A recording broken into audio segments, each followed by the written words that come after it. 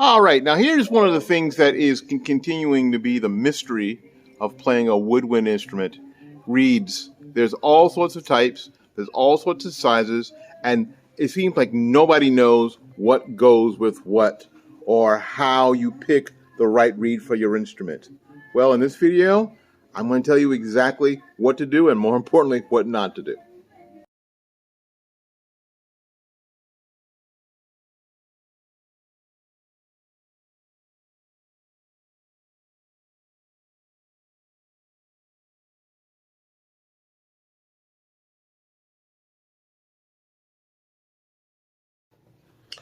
Alrighty, so you've seen how many reeds are available for the alto saxophone, and the tenor saxophone, and the baritone saxophone, and the C melody, and the sopranino, and the soprano, and well, you get it.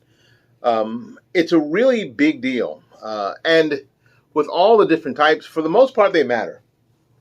That is the hard part about all this. I'm putting my clarinet away. The hard part is that all the reeds matter. But there are some misconceptions that I want to explain to you in this video. Because a lot of times, parents, or you first-time players or you young players go to the music store to buy reeds, and you don't know what to get. And you go, I need a saxophone, I need some saxophone reeds, and then the guy behind the counter says this to you. Well, how long have you been playing? And that's just a non sequitur question. They may as well ask you, so do you like Rudabakers? Because that has as much to do with what reed you should get as anything. How long you've been playing is such a non sequitur, or at most such a tangent to what you should buy as, do you like Rudabakers? That's it. Here's what you have to know. I'm going to tell you what you have to know, what you should know. So, as you can see on the picture, the saxophone tip opening is at the tip of the, I'll get mine right here so you can see. And the saxophone tip opening is between where the reed comes out. You can't really see that very well. I'll do it this way. The reed comes out and the top of the mouthpiece. That's the tip opening. Now, tip openings come in a myriad of sizes.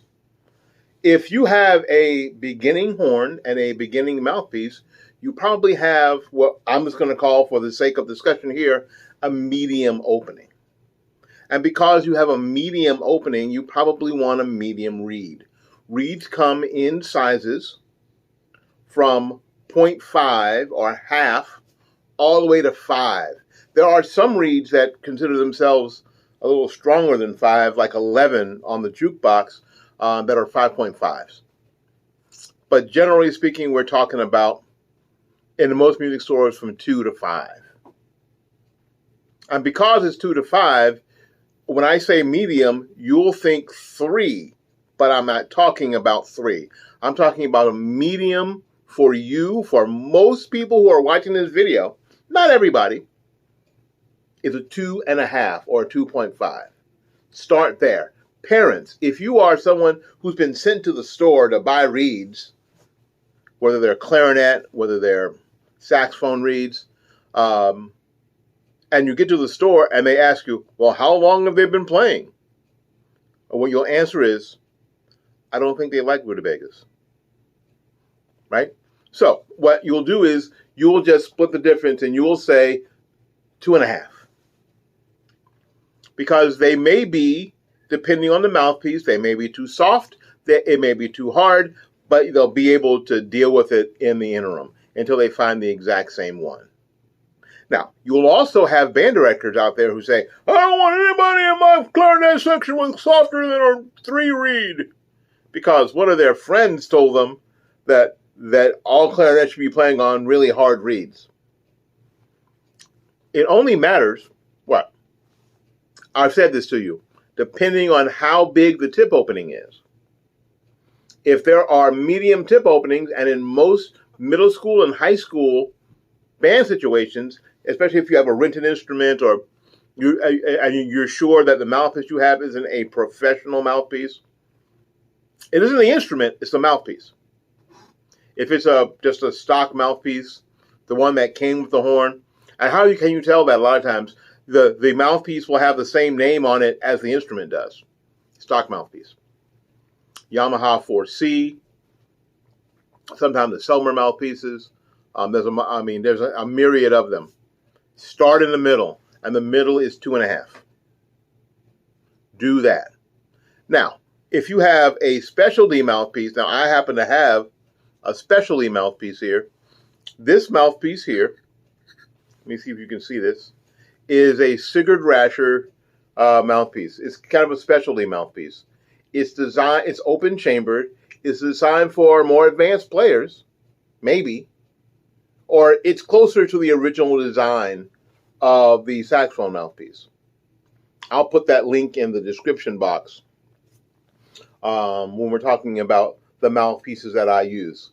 And because it has a really, really small, a tiny tip opening, you'll need a firmer reed. When I say firmer, I'm talking about something above 2.5. I'm talking about something above 2.5, like a 3 or 3.5, or maybe even a 4, depending on what type of sound you're trying to reproduce. Now, I don't have a ligature on it, but this mouthpiece here, you can see that, is a Meyer, M-E-Y-E-R, and I'll put the link in the description box about the Meyer mouthpiece. It's a jazz mouthpiece, and you can sort of tell that the tip opening is going to be a little bit wider. So generally speaking, now, I know that a lot of you guys are equipment mavens and equipment aficionados, but this is generally speaking, the larger the tip opening, the softer the reed, which means the lower the number, 2.5 or lower, 2.5 to 2, and some reeds don't use numbers, they use words. Lavaz uses words like soft, medium, hard, plank.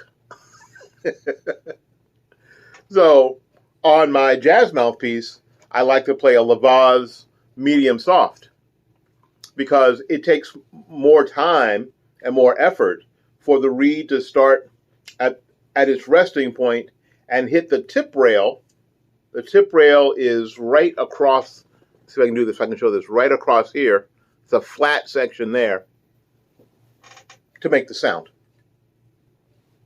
With my concert mouthpiece, I need a harder reed because it has a much shorter distance to go. If the reed is too soft, it just binds up. So let me go ahead.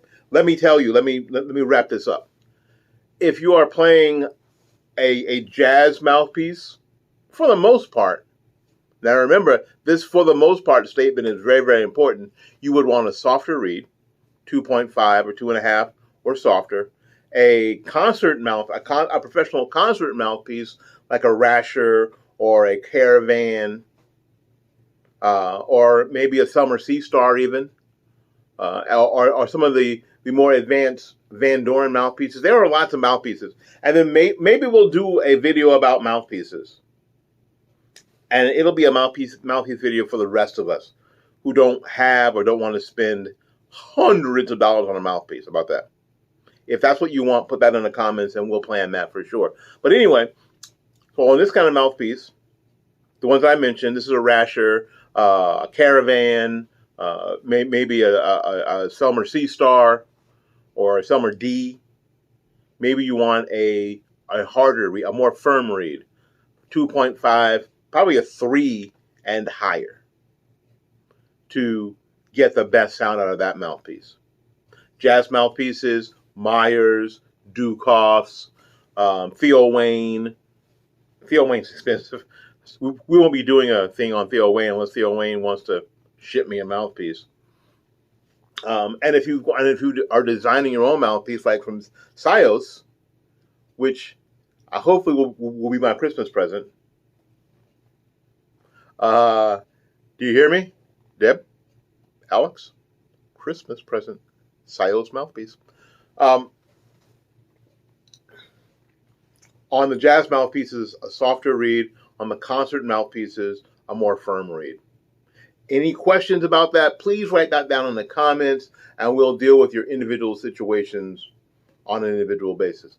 My name is Willie Lawson. This is the Saxophone Factory. Until we see you again, keep playing.